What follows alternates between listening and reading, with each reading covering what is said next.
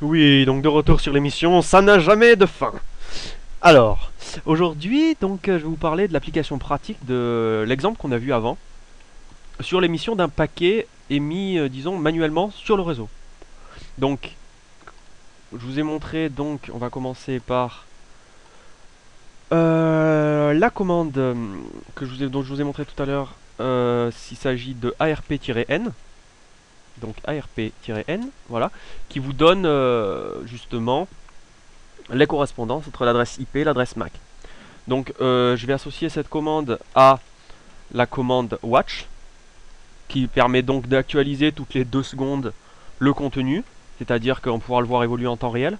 D'ailleurs je vais le modifier, donc une option, vous pouvez aller voir dans la commande man si vous pouvez modifier avec l'extension "-n". Ici ça veut dire que le contenu s'affichera voilà, toutes les 0,5 secondes. Voilà, donc ici vous avez le contenu qui va s'afficher. Ici vous voyez le temps défiler en haut, ça veut dire qu'il est bien actualisé, et ici vous voyez qu'il s'actualise toutes les 0,5 secondes. Ok, donc watch, une commande très intéressante, si vous la connaissez pas, c'est très pratique. Voilà, donc je laisserai tourner ce truc en fond, pour voir justement l'évolution.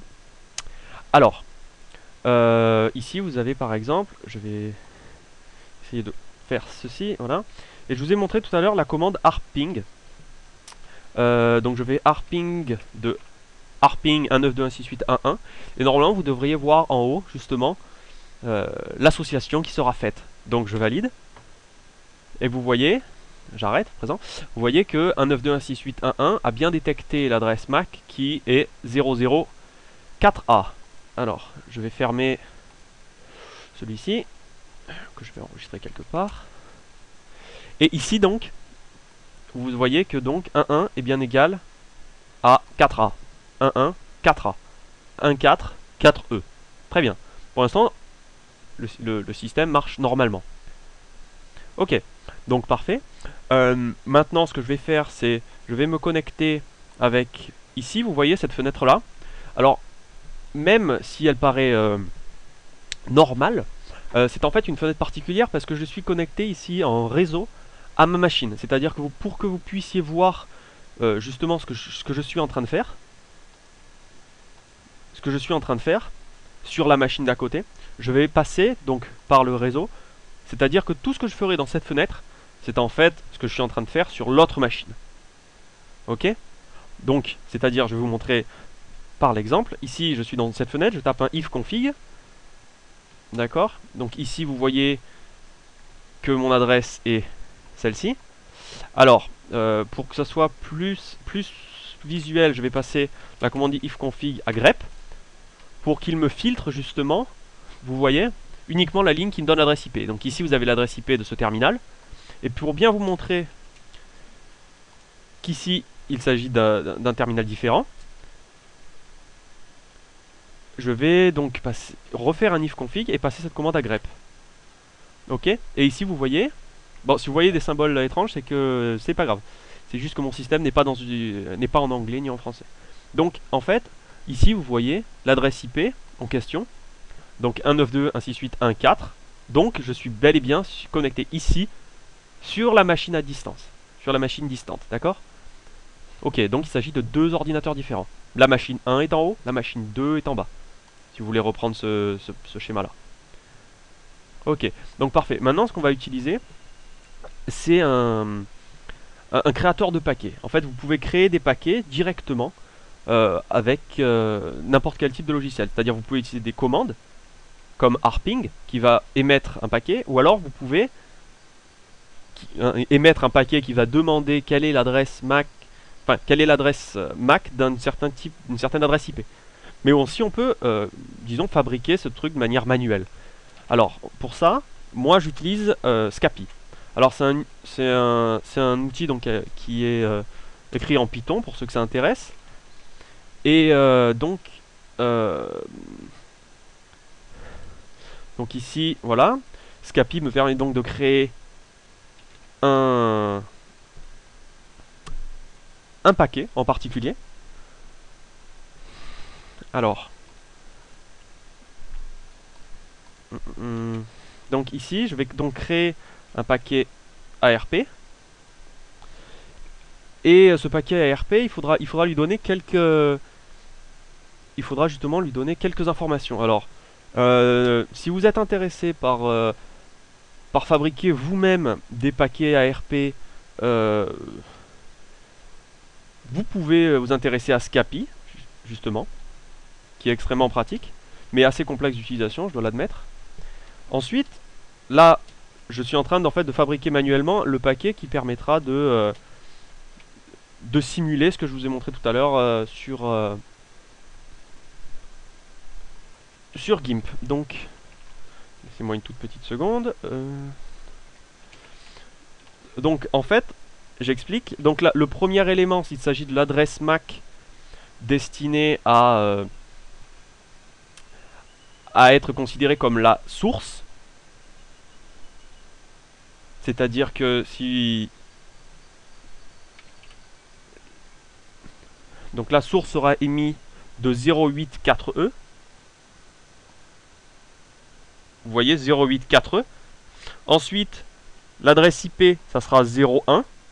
Bien évidemment, cette machine, ça sera un 04. Mais comme je vous ai dit, elle va se faire passer pour 01. Ok? Ensuite, donc l'adresse IP distante de la cible, ça sera 192.168.1.8. Donc. Et ensuite, il peut être intéressant, pour l'instant, de lui donner...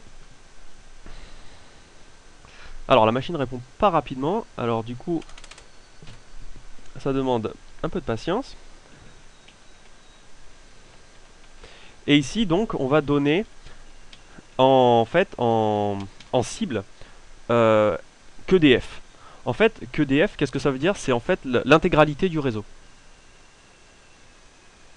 Donc, c'est donné au réseau, quoi.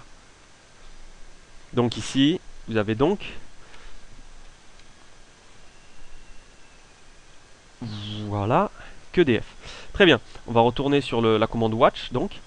Et ici, donc, ceci est un paquet ARP modifié, personnalisé, qui normalement devrait modifier cette ligne-là.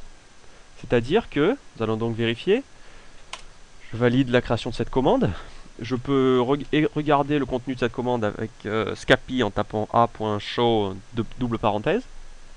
Donc normalement ça ne devrait pas tarder à venir.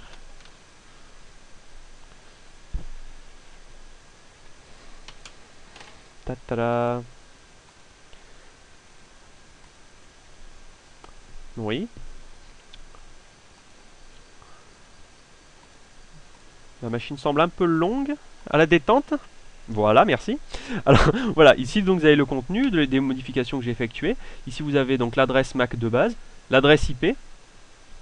Et ici vous avez donc le SRC c'est le source et DST c'est destination tout simplement. Ok. Donc ici vous voyez les éléments que j'ai rentrés. Donc c'est les 4 dernières lignes. Donc je vais envoyer ce paquet sur le réseau. Enfin sur le réseau à sa destination. Et normalement cet élément là devrait changer. Donc je valide cette commande.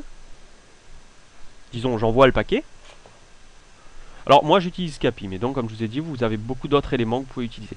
Et ici vous voyez que pour cet ordinateur, donc l'ordinateur 1, 192.168.1.1 était égal à 4E, à E8 4E. Alors je vais relancer, regardez bien cette ligne, je vais renvoyer le paquet une deuxième fois, et ici vous voyez que cette ligne a changé. Et vous voyez très bien ici E8 4E. Alors par exemple, si maintenant j'essaie de me connecter sur internet, vous voyez que je n'y arrive absolument pas. Pourquoi? Parce que la passerelle par défaut a été modifiée. Maintenant, l'ordinateur pense, disons, a pensé que justement la passerelle par défaut avait été changée. Alors maintenant, vous avez vu que la page est apparue. Pourquoi? Parce qu'en parallèle, il ne faut pas oublier que le routeur, lui aussi, émet des paquets. Pour me montrer, lui aussi émet des paquets en disant 1.1 c'est moi. C'est-à-dire que, disons que si j'envoyais ce message en boucle, il serait impossible de se connecter. D'accord? Mais pour parer à ce problème, vous avez par exemple, normalement, vous pouvez résoudre ce problème avec un harping. C'est-à-dire que, je vais vous montrer, j'envoie ce paquet, et ensuite, dans une autre fenêtre, je vais envoyer un harping. Et ici, vous voyez que le truc en haut va être changé. Ici, donc je fais un harping 1.1 pour demander qui est vraiment 1.1. Et je retourne sur mon truc d'avant. Alors ici, donc je vous ai montré manuellement, vous pouvez lancer harping, mais certains programmes le font automatiquement, comme Mozilla Firefox, quoi. Voilà. Donc voilà, c'est à peu près tout. Donc voilà, émission de paquets dans le réseau. Vous pouvez fabriquer, si vous connaissez le fonctionnement des réseaux, vous pouvez fabriquer vos propres paquets, donc des paquets personnalisés. Et je vous conseille Scapy, très très très très puissant, mais qui demande encore beaucoup de travail, quoi. Donc voilà, j'espère que vous avez suivi mon raisonnement et à bientôt.